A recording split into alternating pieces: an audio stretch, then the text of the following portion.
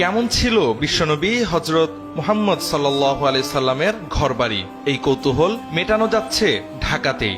ধানমন্ডির লেকের পাড়ে দেখা যাচ্ছে মহানবীর ঘর, আসবাবপত্র, তাঁবু ও মসজিদ। কাঁচামাটির দেয়াল, খেজুর পাতার ছাউনি, কূপ, বাঁশের সিঁড়ি এবং প্রাচীনকালের নিত্য ব্যবহার্য সামগ্রী ব্যবহার করে তৈরি হয়েছে 1400 বছর আগের জীবন্ত আরব। দর্শনার্থীরা ফিরে যেতে পারছেন নববী যুগের সেই মহিমান্বিত সময়ে। ঢাকার ব্যস্ত জীবনের মাঝখানে এক টুকরো নববী ইতিহাস জীবন্ত হয়ে উঠেছে ধানমন্ডি লেকপাড়ে। মসজিদুত তাকওয়ায় চলছে 3 দিন ব্যাপী ব্যতিক্রমী আয়োজন সিরাত উৎসব। বইয়ের পাতা বা ধর্মীয় বক্তৃতার গণ্ডি ছাড়িয়ে দর্শনার্থীরা দেখতে পাচ্ছেন 1400 বছর আগের আরব সমাজ ও রাসূলুল্লাহ সাল্লাল্লাহু আলাইহি সাল্লামের যুগের জীবনের বাস্তব প্রতিচ্ছবি। বিশেষ আকর্ষণ হিসেবে রাখা হয়েছে ফাতেমা রাদিয়াল্লাহু তাআলা আনহা এর ঘরের আদলে নির্মিত একটি কক্ষ, যা সরলতা আর পরিমিত জীবনের এক অনন্য নিদর্শন হিসেবে উপস্থাপিত। পাশাপাশি রয়েছে আম্মাজান আয়েশা রাদিয়াল্লাহু তাআলা আনহা সহ উম্মুল মুমিনিনদের ঘর, যা মাটির দেয়াল ও প্রাকৃতিক উপাদানে তৈরি করে তুলে ধরা হয়েছে নবীজির জীবনের আত্মিক অধ্যায়। প্রদর্শনীতে দর্শনার্থীদের চোখ পড়বে নবীজির মিম্বারের আদলে নির্মিত একটি স্থাপনা, যা স্মরণ করিয়ে দেয় ইসলামী দাওয়াত ও রাষ্ট্র গঠনের সূচনা লগ্নকে। সবচেয়ে বড় বিষয় হচ্ছে এসব কিছু বানানো হয়েছে হাদিসের ভাষ্য অনুযায়ী। সিরাত নিয়ে যারা ন্যূনতম পড়াশোনা ও জানাশোনা রাখেন, তারা এই দৃশ্য দেখে আপ্লুত হচ্ছেন। এবার একটি নতুন ইভেন্ট যুক্ত হয়েছে, এটার নাম আমরা দেখেছি চোখে দেখা নবীজির সিরাত। সিরাতের অনেক বর্ণনা আমরা পাই কিতাবের ভাষায়, কিতাবের পাতায়। সেখানে আমরা নবীজির ঘর কেমন ছিল তার চিত্র পড়ি, মসজিদে নববী কেমন ছিল তার চিত্র অধ্যয়ন করি, আমাদের আয়েশার ঘরটা কেমন ছিল সেটা আমরা অধ্যয়ন করি।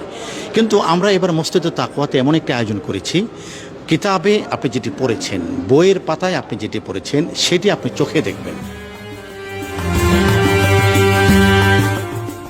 আমরা হাদিসের ভাষায় যেভাবে রসুলের সিরাতটা পড়েছি, অধ্যয়ন করেছি, এবং শামাইলে তিরমিজির মধ্যে যেভাবে আমরা হাদিসের ভাষা অনুযায়ী আল্লাহ রসুল সাল্লাল্লাহু আলাইহি সাল্লামের রওজা মুবারক কেমন ছিলেন, আল্লাহ রসুল সাল্লাল্লাহু আলাইহি সাল্লামের মিম্বার কেমন ছিল, আম্মাজান ফাতেমা রাদিয়াল্লাহু তাআলা আনহার ঘরটা কেমন ছিল, এবং কি আরবের কূপগুলো কেমন ছিল, সেইটা আমরা হাদিসে পড়েছি। সেটা বাস্তবিকভাবে তাকওয়া সোসাইটি যে এত সুন্দর একটা আয়োজন করছে, যে একবারে হাদিসের নমুনায় হুবহুব তারা সর্বোচ্চ চেষ্টা করেছে হুবহুব নমুনাটাকে মানুষের সামনে পেশ করা। শুধু বড়রা নয়, স্কুল কলেজের ছাত্রছাত্রীদের মধ্যেও দেখা যাচ্ছে ব্যাপক আগ্রহ। পাঠ্যপুস্তকে পড়ে আসা ইতিহাস এখানে বাস্তব রূপে দেখা যাচ্ছে। ফলে শিশু কিশোরদের মধ্যেও ইসলামী ইতিহাস ও সিরাত সম্পর্কে জানার একটি নতুন আগ্রহ তৈরি হয়েছে। অনেক প্রতিষ্ঠান থেকে দলগতভাবে শিক্ষার্থীদের নিয়ে আসা হচ্ছে প্রদর্শনী ঘুরে দেখাতে।